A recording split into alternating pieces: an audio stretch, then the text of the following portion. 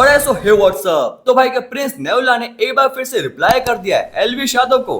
तो बेसिकली जैसा आपको पता होगा कि अभी एलविश यादव और प्रिंस नेवला के बीच में जो लफड़ा चल रहा था वो कितना ज्यादा बढ़ चुका है। तो आपने भी देखा होगा कि अभी 2-3 दिन से एलविश यादव के लगातार इंटरव्यूज एंड पॉडकास्ट आ रहे हैं और उनमें से मोस्टली इंटरव्यूज एंड पॉडकास्ट में एलविश यादव डायरेक्टली या फिर इनडायरेक्टली रिप्लाई भी कर रहे हैं प्रिंस नेवला को। लेकिन अभी बेसिकली हुआ क्या कि अभी प्रिंस नेवला के भी कुछ इंटरव्यूज एंड पॉडकास्ट हमें देखने को मिल रहे हैं और उन पॉडकास्ट में प्रिंस नेवला एलविश यादव को डायरेक्टली रिप्लाई कर रहे हैं और सिर्फ रिप्लाई ही नहीं कर रहे बल्कि बहुत बड़े बड़े एलिगेशंस भी लगा रहे हैं एलविश यादव के ऊपर। ये काइंड ऑफ एक्सपोज कर दिया है प्रिंस ने एलविश यादव को। साथ ही ये भी कहा कि सोशल मीडिया पर जितने भी लोग एलविश यादव के सपोर्टर बनते हैं और डाई हार्ड फैन बनते हैं वो सब पीआर कैंपेन होती है। वो आधी से ज्यादा चीजें पीआर से कराते हैं। एलविश आधी मैंने बीच में 2 बार मैंने उसके लिए ट्रेंडिंग कराई है, ठीक है, क्योंकि मैं कभी जिंदगी में पीआर नहीं कराता था। मैंने कराया, मैं कहा लोगों को दिखाने के लिए ये देखो ऐसे होता है कि एक दिन में तुम फेसबुक पे 10,000 मैसेज डलवा सकते हो, ट्विटर पे ट्रेंड करा सकते हो, एक ही दिन में करा सकते हो। और प्रिंस नेवला क्या कहते हैं अपने पॉडकास्ट में मैं आपको बता देता हूँ। तो पहले तो प्रिंस नेवला ये बताते हैं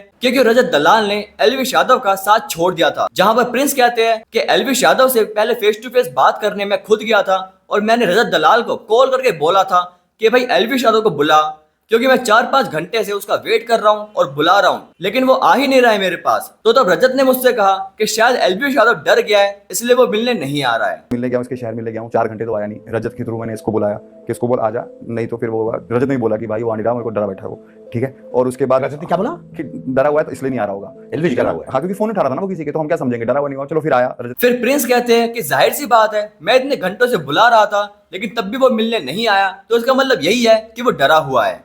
साथ ही प्रिंस ये भी बताते हैं कि जो रजत दलाल ने लास्ट में वीडियो डाली थी कि मैं इस लफड़े से बाहर हूँ, तो प्रिंस ने बताया कि एलविश यादव के पास रजत दलाल के लिए कॉल आया था जब रजत दलाल ने एलविश यादव को सपोर्ट करते हुए वीडियो बनाई थी।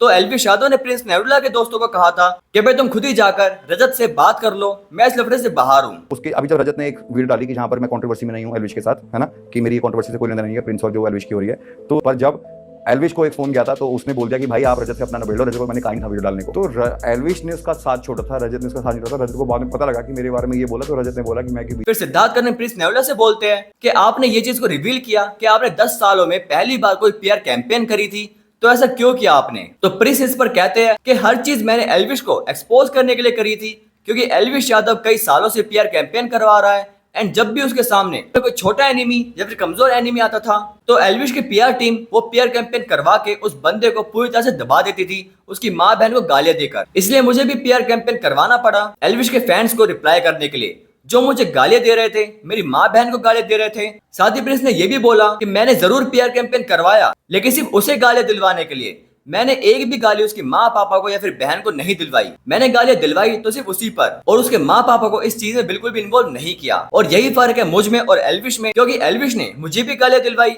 साथ ही साथ मेरे माँ बहन को भी गालियां दिलवाई। साथ ही प्रिंस कहते हैं कि उसके माँ पापा को मैं अपने माँ पापा की तरह मानता हूँ, फिर चाहे वो मेरे पेरेंट्स को अपना माने या नहीं। वहीं प्रिंस ये भी कहते हैं कि एलविश तो बोल रहा था ना बिग बॉस में कि उसे मीडिया की जरूरत नहीं है और एलविश उन्हें गालियां भी दे रहा था, लेकिन अब आप खुद ही देख लो, अब हर मीडिया चैनल पर जा जाकर वो इंटरव्यू दे रहा है अपनी इमेज क्लियर करने के लिए। और प्रिंस ये भी कहते हैं कि बहुत सारे लोग ये बोल रहे हैं कि एलविश यादव ने प्रिंस नेवला को रिप्लाई नहीं किया इस लफड़े में। तो प्रिंस कहते हैं कि वो रिप्लाई करेगा ही क्या, क्योंकि उसके पास बोलने को कुछ है ही नहीं, क्योंकि उसने आज तक जो भी लफड़े किए हैं वो हल्के रहते हैं और इसीलिए एलविश यादव उसके पीछे पड़ जाता था। लेकिन पहली बार उसको कोई टक्कर का आदमी मिला है, क्योंकि अब तक कोई भी छोटा और हल्का बंदा होता क्योंकि ये उस पर व्लॉग बनाता और रिप्लाई करता, तो अब अगर उसमें हिम्मत है तो मेरे ऊपर व्लॉग बनाकर दिखाए, मुझे रिप्लाई करके दिखाए। तो ये सब बातें बोलते हुए नजर आए प्रिंस नेवला, लेकिन अभी तक हमें एलविश यादव की तरफ से कोई भी रिप्लाई देने को नहीं मिला है इस पर। लेकिन जैसे कुछ अपडेट आएगी मैं आपको बता दूंगा। बाकी इस पर आपकी क्या राय है कमेंट बॉक्स में जरूर बताइए। अगर हमारे चैनल को अभी तक सब्सक्राइब नहीं किया तो प्लीज भाई सब्सक्राइब कर लो यार।